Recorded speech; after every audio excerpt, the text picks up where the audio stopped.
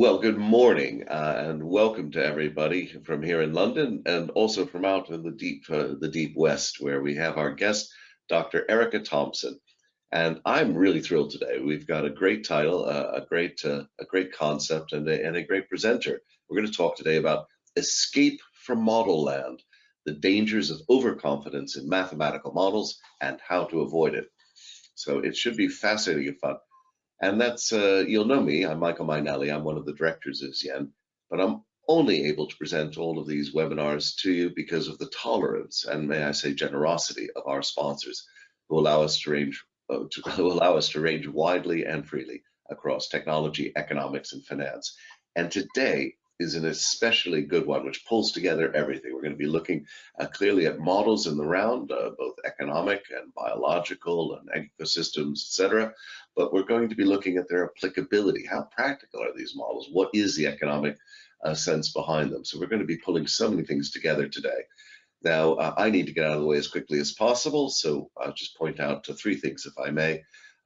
The obvious question is this being recorded? Yes, it is, and the recording will be up in approximately 2 working days, so sometime on Thursday. Secondly, are the slides available? Yes, a PDF of the slides will be posted on the site. In fact, may be posted by now, in fact. But thirdly, and most importantly, how do I get involved? Well, the way to ask questions is to use the GoToWebinar Q&A facility, which is there. So just ask questions in that. Please don't send me texts or emails or signal messages or WhatsApp, because I'm here with you and we're here with Erica. And I'll feed your comments, questions, observations into a discussion with Erica at 10:25. All the questions and comments that you send along with your email will be sent to Erica. So if you've got a question of detail or you want to point something out or you feel I haven't covered it, just simply slip it into the Q&A and it will get to her later today or very early tomorrow. Now that's enough from me. Erica, I'm really excited about this. The floor is yours. Great, well, thank you so much, Michael, and it's a pleasure to be here today. So welcome to the audience. Now, Michael's told me that you're a very advanced audience and can cope with a lot of things on the slide, so I've taken him at his word and we're going to go very fast. I hope that's okay. All right, so I'm based at the London School of Economics and the London Mathematical Laboratory, and I work on models, so mathematical models. And I sort of use this conceit called model land. So what is model land?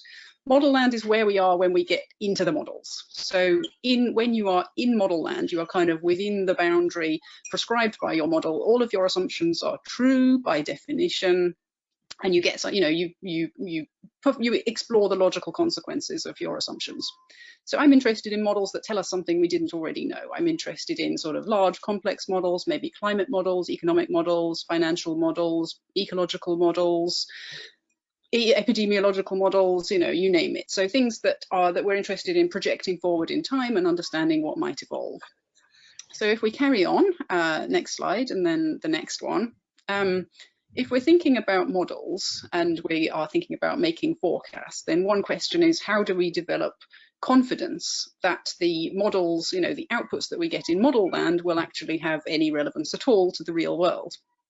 And so I suppose I'm saying there are 2 ways of doing this, and one is by looking at previous outcomes, saying, did the model do well in the past, and therefore is it likely to do well in the future? Things like the weather forecast. You have an understanding of how well the weather forecast does in your area because you have lots of experience of it. But sometimes we don't have that, and then instead you may be making informed judgments about the quality of the model. So you might be saying, well, does it actually do the things I expect it to do? Is it based on kind of the laws of physics or the laws of whatever the domain is? Does it look about right? Is it kind of doing the right behaviors? Does it simulate the important things well? And so all of that might also go into our question of confidence about the model output. So on the next slide, then I'll just kind of split that out a bit more and say that some forecasting questions, stepping back from the model, some forecasting questions are more like weather. So my background is in maths, physics, and climate. So weather feels like an easy way to start for me. Hopefully it is for you as well. But in weather-like forecasting questions, we have a useful source of out-of-sample data. We just wait 24 hours and we can check it. But in climate-like forecasting questions, maybe when there's a longer time scale or we're extrapolating beyond the applicability of the sample data because the underlying conditions might be changing, for instance, then we don't have that direct source of quantitative evaluation data. And so I suppose the distinction is that in the weather-like case, we can fall back on statistics and on the data that we have. And in the climate-like case, we absolutely have to use some expert judgment about the quality of the model. And so I put some other examples up there. We could argue about which category exactly they fall into. So on the next slide, I've got a poll. I'm interested to hear from you about what kind of forecasting questions you are interested in your work, and perhaps that'll inform the discussion. Well, that's great. We're just launching the poll now. So folks, in your own work, are you mainly interested in weather-like forecasting questions or climate-like forecasting questions? More weather-like, more climate-like, both equally, neither? We'll have a look at that. As ever, we have a very opinionated audience, Erica, and 70% have voted, believe it or not, in under 15 seconds. And we'll leave the poll open for just another second or two longer, and we'll close it now, if that's all right. Quite interesting. More climate-like for the most part. Fantastic. Both equally. Yeah. Fantastic. Okay, well, I mean, that's sort of what I'd expected. I think that with an audience in kind of financial areas, there are some questions which are quite weather-like. There are a lot of questions which are very climate-like, and so I'm not surprised at all to see that. But it's nice to be confirmed. So your mental model of modelers was correct. Yes. So we'll move on then. So my next kind of something you've heard before, no doubt. All models are wrong. Everybody's very familiar with that phrase. So next slide. I thought I'd kind of give that a bit more context, that when George Box said all models are wrong, but some models are useful, I'm sure everybody's familiar with that phrase. He followed that up with, so the question you need to ask is not, is the model true? Because it never is, but is the model good enough for this particular application? And I think that's key. So that's my research program, okay? I'm interested in the limits of applicability of our imperfect models in all of these different domains, and in particular, how we can then use that to inform real-world decisions with imperfect models, because there's no point just saying all models are wrong, I'm going to throw them away, because they do contain useful information. So how do we actually go about doing that? All right, next slide. So let's say we have a set of imperfect models and we want to confront them with data. Okay, this is just a little sort of sketch that you might disagree with, but I'll go through it and you can see what you think. So if you click on, please, Peter, there's one next. If we have a set of imperfect models, so say we have a set of models for some domain, something, whatever it is, and they all have a lot of things in common, they are based on the same fundamental expectations of whatever's going to happen in this domain. They have lots of things in common, they look the same, they probably produce similar-ish outputs, they have also a lot of differences. And so we might then say, okay, well, I want to know which model is best. So I will take some data and I will compare that with my set of models, and I'd like to know which of these models is going to give me the most useful information in the future. So if we click on, please, then we can say, all right, we are interested in reality and we want to take a measurement of reality. So click on again and we'll take an observation, just a small observation. So if we have a set of models which are all cats and we take an observation of reality and we see a sort of a furry tail here, which has perhaps slightly different characteristics to those of our models, what are we going to do with that? Are we going to use that to calibrate the models? Are we going to select one model which is better than all the others and use that? Are we going to select a set of models which are all in some way similar to that and average over them? What are we going to do? There's going to be a whole lot of trade-offs when we do that. So click forward again and I'll show you what reality looks like. And of course, we could make a whole lot of inferences about the behavior of this reality, this dog, from the set of candidate models that we had, our set of cats. And some of those would be right and very good, and some of them would be wrong and misleading if we were to try to use them in the real world. So are we interested in finding the cat that looks most like a dog? Or are we interested in a set of cats that all tell us something about dogs? How are we going to bridge that gap between model land and reality? I think that's a constant and fundamental question when you're doing modeling. Okay, next slide. So I was going to leave this out, but I think it is relevant, so I'll run through it very quickly. But I think everybody on this call is probably familiar with the idea of the butterfly effect, this sensitive dependence on initial conditions, that if we have, if we can't exactly measure the initial condition and we propagate that forward through a model, we will get an output which kind of diverges over time and becomes impossible to forecast. But what I want to say, to sort of stress to you, is that the butterfly effect is actually a solved problem. There is nothing in principle about the butterfly effect that is problematic, because what we can do is we can put take an ensemble of initial conditions, propagate them all forward, and generate a probability distribution of outcomes which will contain the correct answer. So in principle, there is no problem with that. It just means that our uncertainty ranges will diverge over time according to whatever the dynamical properties of the system are. So no problem. It is a limit to predictability, but it's not in principle a limit to accuracy. So what I'm saying is that that is not your problem. If you think it is, you're probably wrong. So next, just click forward one. What your problem is actually the hawk moth effect, and that is the idea that the model is not the same as reality. And so when you propagate forward with a model which is slightly wrong, it's sort of plus epsilon x in some dimension, then you can expect also the same sensitive dependence may occur. And so the outputs may be arbitrarily wrong over some time scale, but we have no principled and systematic way of going about doing it. The hawk moth effect is an unsolved problem because we can't expect that a finite ensemble of models will span the space of possible model structures. So while the butterfly effect can be dealt with in this way, just by throwing computer power at it, the hawk moth effect can't. Okay, next. So something else that I want to sort of run through very quickly is this idea of models and expertise, because I think as soon as you say the models are not perfect and we are going to need to use our expert judgment to assess the quality of the model, then you are kind of back into a space of expertise and confidence and trust and all sorts of other very subjective things that are not directly necessarily related to being able to numerically and quantitatively quantify the degree of confidence that we ought to have in our model output. So we'll just click forward.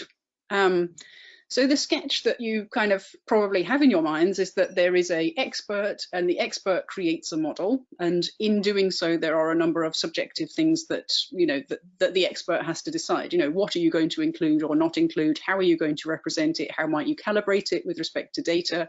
How are you going to evaluate the reliability on whatever timescale you're interested in? And so, I totally agree with that. That's exactly what happens. But what often gets ignored, if we click forward once more, is the reverse step, that actually, as well as the expert creating the model is also in some sense creating the expert, because you don't just create the model and then let it loose into the environment to do its thing. Actually, you sit there with it on your computer or on your piece of paper or in your head, and you play with it. You play with the assumptions, you run things forward, you test some hypotheses, you say, well, if it did that, will it do this other thing? What do the behaviors look like? Can I separate out the system components in some way? And of course, can I make predictions? And if you find that it doesn't match up in some way with what you're expecting to see, then you go back and you test it again, and you maybe change a few things and you tweak some parameters, you introduce something else that you think might be important. But all of this is a process which has this feedback loop in. So the expert is creating the model, but at the same time and in the same way, the model is creating the expert. And so I think that feedback loop is sort of critical then, because it introduces an element of circularity in our creation of a model. And that is statistically important in the quantification of the confidence that we ought to have, because of course, to sort of maybe mischaracterize a bit, if we create a model and then prune it based on our expert judgment of what we expect to happen, then the model output will simply be what we expect to happen, and that was our prior judgment before we made the model anyway. So what has the model actually given us? Now, I mean, that's slightly unfair because of course you get a lot more from it, but that's the kind of fundamental question there. Okay, next slide, let's carry on. So if the models reflect our expert judgments back at us, then the I suppose what I'm saying is that instead of drawing a line, a sort of boundary around the model land, if you like, we should be drawing a boundary around the expert system, which is the expert plus the model, perhaps a community of experts, perhaps a community of models, perhaps a community, you know, which is also a community of practice and actually doing stuff in the real world as well. But the model statements and the expert statements are only substantively different to the extent that the expert has the opportunity, if they wish, to take account of information derived from outside of model land. So we can do that if we want to, we don't have to. So I'll come back to that. Okay, next slide. So how do we escape from model land? So if we have this question of kind of this boundary around model land, how do we break out of that and make our models useful to the real world? Well, next slide. I think you know, one thing that really deserves thinking about is the language that we use. So supposing you have run a model and you have an output which you wish to report to somebody else who hasn't run that model and therefore is not as expert as you about this system. You can report your model output as model output and just say, well, in my model, this is what happens. But the person you're giving that to has no context for how they should interpret the degree of confidence around that. So I think fundamentally that's passing the buck and is not really acceptable. It's a true statement, but it's not helpful. It's not decision relevant, okay? Because you haven't bridged that gap between model world and real world. So what are your other options? Well, you could report the model output as best available expert opinion, and I think that does happen quite a lot, and it's kind of okay, you know, if you genuinely think that your model is the best available expert opinion, that you have no further information to put in other than what's in the model, fine. But I think what is more useful is to report model output and synthesize it into a real world judgment, which is accountable to the person who is making that judgment. So you can say, based on evidence from our model, we, personally, the experts, the people who are responsible for doing this, expect the following to occur. You know, I think you also need then some indication of, you know, where the confidence is derived. You probably need some kind of uncertainty ranges or error bars or whatever is, you know, sensible to include there in terms of describing the uncertainty. But I think fundamentally that's an accountable statement, which is useful. I think that the use of models often introduces an accountability gap, because if the model is saying something, then somebody goes, oh, we're just following the science, we're doing this because the model said so. Well, who said so? Actually, somebody made that model, somebody should be defending those assumptions, somebody should have been synthesizing that output into something which genuinely referred to the real world. The model can only talk about model land, it cannot talk about reality. So you, the scientist, the expert, the modeler, are responsible for bridging that gap. Okay, next slide. And maybe what I would perhaps just stress there is that the models are often overconfident, and that's because we start with the things that we understand best, and then we introduce the things that we understand less well. So in contrast to the kind of standard idea of learning, where perhaps you would start with an infinitely wide uncertainty range and every bit of information you gather would narrow your uncertainty range down until you converge on the correct answer. You know, that would be the nice cartoon of how it ought to work. Actually, what happens with models is that we start with a sort of very sketchy model of something, you know, just the bare bones of what is kind of going on here. And you put that in and you get something which is dramatically overconfident. And then as you start to add in the things that you don't understand so well, and the things that have more uncertainty, or the things that you're not quite sure how they go in, then actually you increase your uncertainty ranges over time, which is the opposite of learning, isn't it?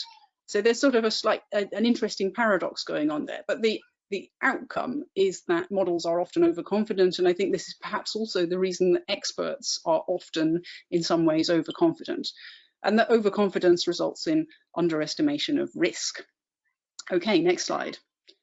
So just to kind of suggest a few things, I'm sure that the attendees here today will all have opinions on this. I think you could give us some interesting examples. But risk assessment often takes place in a climate-like context, as we've stressed at the beginning with that poll. I'm interested in your thoughts on whether regulators are sort of forcing us into model land by requiring quantitative answers to regulatory questions, things like Solvency II for insurance, the Basel capital requirements for banking, disaster risk financing, pensions regulation, regulation of AI. If we set quantitative limits for things, if you say, you must hold capital for a 1 in 200 year event, that means that you have to quantitatively model what you think a 1 in 200 year event might be. Is there then an accountability gap if we allow people to slide into model land in order to do that?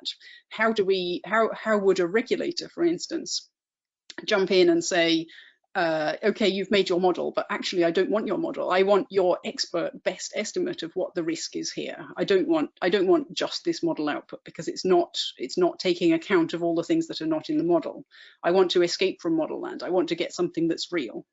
So I'm interested in your thoughts, whether you think model-based approaches tend to systematically underestimate real-world risks, or whether there might be something else that's going on there. Okay, and so we will end with another poll. I'm really interested to see the results of this one. So many of you are in climate-like situations. Some of you are doing weather-like forecasting, but I'm interested to hear whether you think that you are working in model land. So maybe you work in model land and you have no problem with that because you are doing something that is weather-like and you expect to have plenty of reliable quantitative data, or you're doing something which is sort of conceptual, so no problem really to be in model land. Are you in model land because you're not able to get out? Are you in model land because somebody is not allowing you to get out? Or are you really confident that all of your statements that you make are about the real world? Well, that's fantastic. We've just opened that poll, Erica, and as ever, half the audience have voted. I'll give it just a few more moments so we can get a look here. Well, I'm really interested to see the answers here. I mean, I would like to hear thoughts on kind of how this plays out. Okay, and we've got quite a few questions as well, which is excellent. Great. So let me do that. I'm just about to close that poll, and we'll present those results. And oops, there we go. Okay, so we have a third in model land with no problem with that. Okay, fine. A third who say that all their statements are about the real world. That's great. And significant numbers in model land either unable or not allowed to get out. Great. Well, I'd really like to hear from those 13% who said they are not allowed to get out. I'd love to have some examples of where that is actually happening. Great. Okay, well, please type those in. I'm done with my slides, so let's carry on to the questions. I agreed to do this seminar because I was particularly interested to hear what this audience would have to say. So I hope that there are lots of questions. Okay, well, we've got quite a few. There are a few here on climate. I'll try and pick those up if I might. And I think it was very interesting, the point where you talked about model output, best available expert opinion, or a real world judgment, which I just remind folks was there. Trevor Hilder here, there are so many different climate models. He saw a quotation about attribution studies on extreme events and climate change. And he quotes, next came simulations of the disaster on 11 groups of climate models in virtual worlds with and without global warming. Surely there ought to be one model that's acceptable to everyone. Why are there so many models? And how can anybody integrate a result that makes any sense? Okay, why are there so many climate models? Well, I mean, there are lots of climate, partly for political reasons, because there are lots of countries that are interested in climate and want to have kind of a seat at the table to make a model and talk about it. Partly because models are good at different things. So some might be good at Arctic sea ice, some might be good at tropical convection.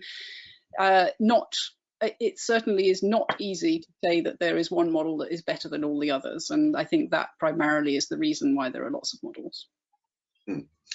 Christopher Gleadle, how much do you feel imagination or lack of imagination creates boundaries to modeling? Yeah, massively. Great question. I absolutely think that's the case. I think that, if we are using expert judgment to kind of go to a model and say, oh dear, that one is doing something that's unphysical or not possible, that is where we use our lack of imagination to prune the model. I think actually we should be, instead of using our kind of expert judgment to prune the space of models, we should be using it to extend as far as possible and saying, what is, if if we push the model as far as possible, what are the things that it actually can't do? That's much more informative than the things that it can do, I think, because we are, you know, as you say, the question of imagination. If it's doing something that we really couldn't imagine is possible, that's really interesting. Lasse Insteford Osvag, it's a narrow question, but he'd like to have a go at it. I'm currently helping a relative with a business class, a business training class. The models being used are in many cases simplified to the degree where the student has trouble integrating the model in even the hypothetical setting, which seems to impede learning. But these models are also treated as truthful. That is, the answer is this, with no disclaimer attached. Do you think this mode of teaching is part of the problem? Propagating Yes, I think that is a problem. You know, I mean, there's absolutely nothing wrong with highly simplified conceptual models. I mean, in fact, they're extremely useful, and they can, you know, they can help to reduce the situation to what are the key elements. But if you're, you know, if you're going to say that this is relevant to the real world, then you have to build that bridge between model land and reality in some way. So either you have the quantitative data that supports that. Hopefully, you know, in a case like that, I would expect to see the quantitative data that supports that in order to be able to make that claim. Or you would need to have strong sort of expert judgment about why it is that other things are not important, you know, why it is that this highly simplified model might in fact be useful. And it also depends on the kinds of decisions that you're making, right? So maybe you're making a decision that doesn't actually involve detailed forecasting. It's a question of sort of long-term trends and you know, large-scale expectations rather than detailed forecasts, and that is different. So climate, for example, you know, even if I don't believe the details of a climate model out to 2100, I can still expect that the large scale, you know, long time scale trajectories and trends are highly accurate. So there's a question of how you interpret. Yeah. Yeah, it's I dug out in preparation for this a quote from Alan Greenspan when he was in front of Henry Waxman taking the flak for the financial crisis. He said, "The flaw in the model that I perceived is the critical functioning structure that defines how the world works, so to speak." And so this unity of the expert and the model is very, very strong. Just a quick question here. Well, you asked for comments on the final poll. Maury Schenk says, well, it's a matter of degree whether one is able to get out. This gets to the point that models are wrong but useful. If models help us and are slightly wrong, this can be acceptable. If they're badly wrong, it's much more troubling. And Trevor Hilder again, you know, does not all perception operate through models? And then if so, escaping is impossible. Well, I mean, no, because we live in the real world. So escaping is always possible. But I mean, that might be a question of saying, I just don't think that any of these models are informative to me, and I'm going to use some other method of making decisions. That's okay too, but that's living in the real world. You do not have to enter model land if you don't want to. It's always a choice. But yes, you're right that that models, you know, the way that we think, and we think in models, yes, that influences how we perceive and how we act in the world. So yes, in a sense, but that doesn't mean that we're trapped in model land necessarily. Okay. Maury goes on about your description of models as mathematical models inspired by human understanding of the world. How does this analysis apply to machine learning models, which learn a representation of the world from data, and once trained, though, they have these black box internal functions that are not well understood by humans? Yeah, I think that's a great question. I mean, so my work in the past has kind of been on a spectrum between purely dynamical models, which are completely constructed from physical expectations or kind of domain-specific expertise, all the way to statistical models and, as you say, machine learning models, which are solely constructed based on data and don't make assumptions about the structure.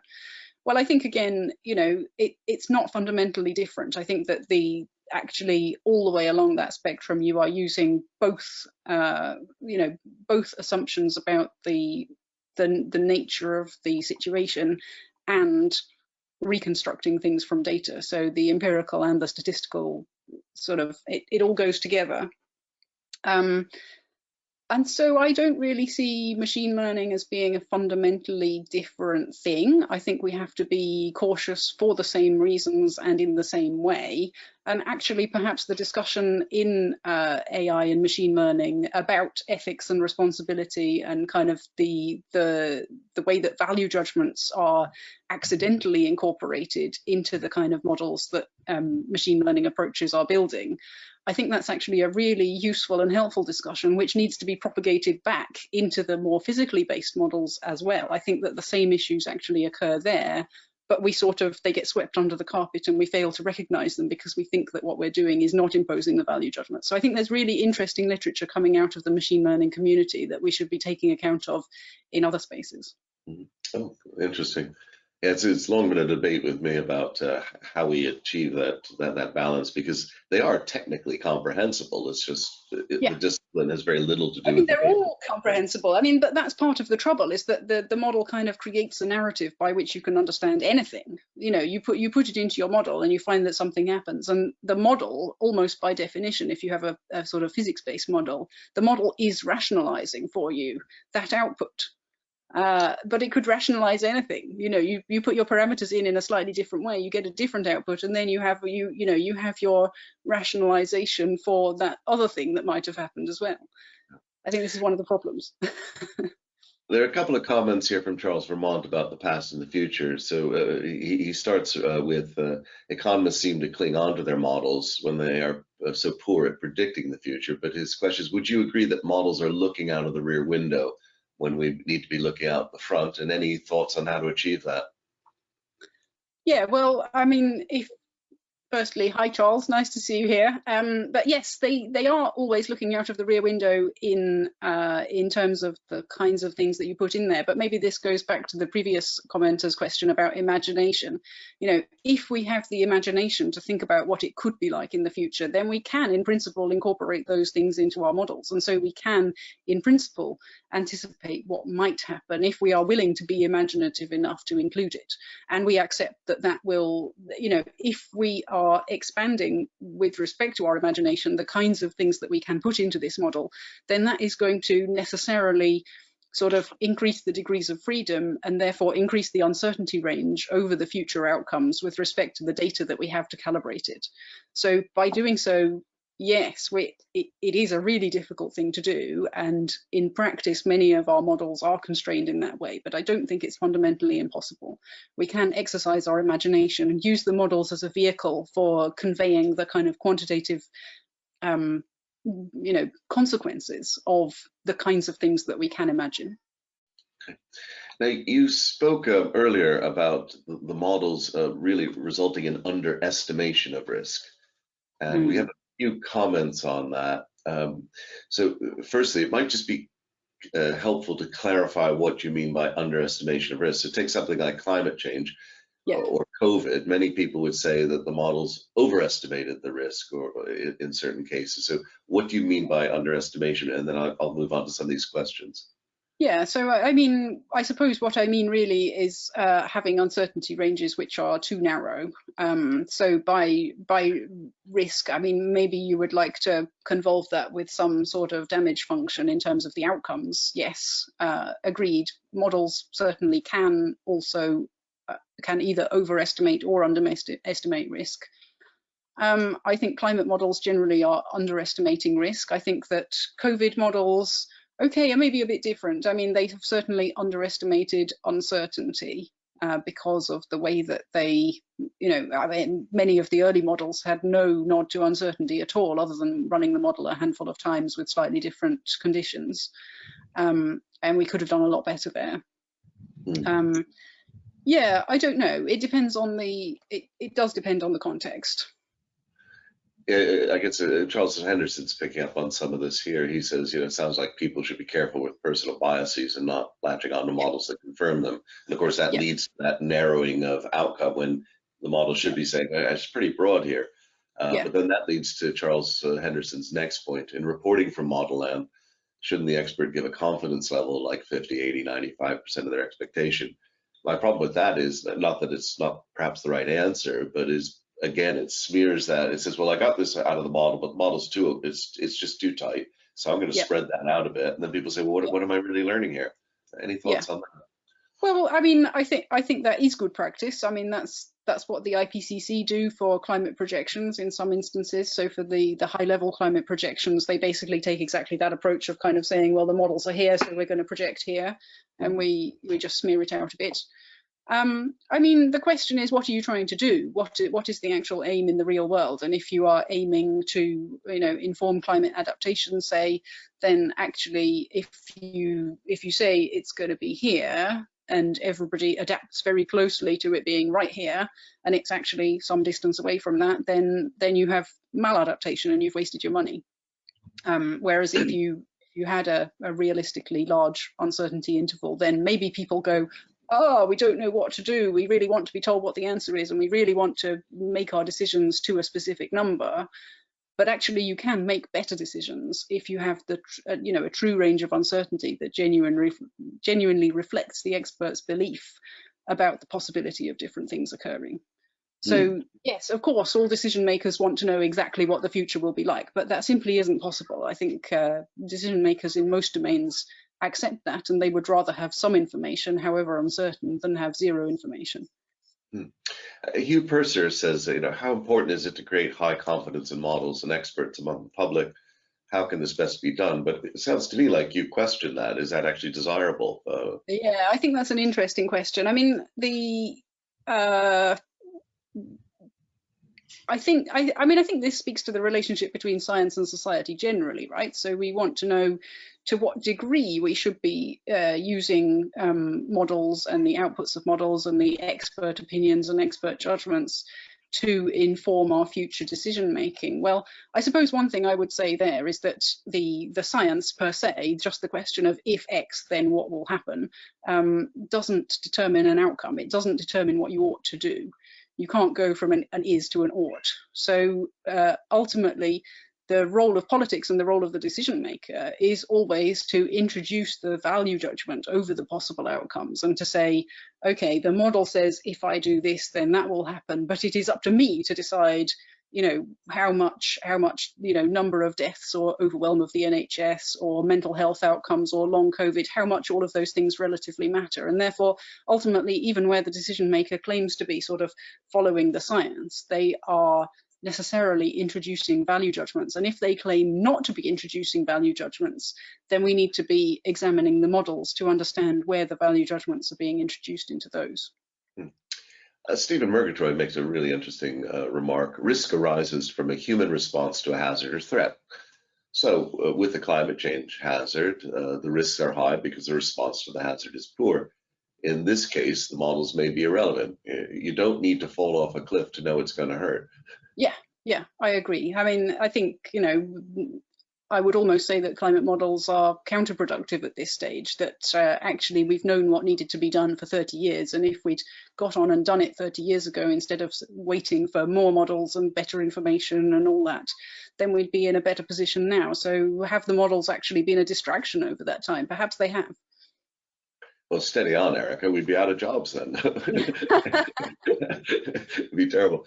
Very good. An interesting question here from Matthew Leach. Matthew, and of course, we've had all this stuff about super forecasting and trying to get behind things. I know some of that's behavioral, but even so, models are part of that.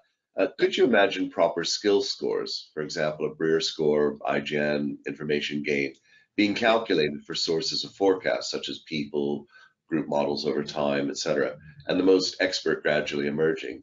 Is that really possible? Yeah, I'm not very keen on the whole super forecasting thing, and I don't think that we can have super forecasting models any more than super forecasting experts. I mean, yes, certainly there is always a role to be played in evaluating your forecast quantitatively against the data that you have. And as such, yes, the proper skill scores are the ones to use. My preference is the logarithmic score, the ignorance score, if you like.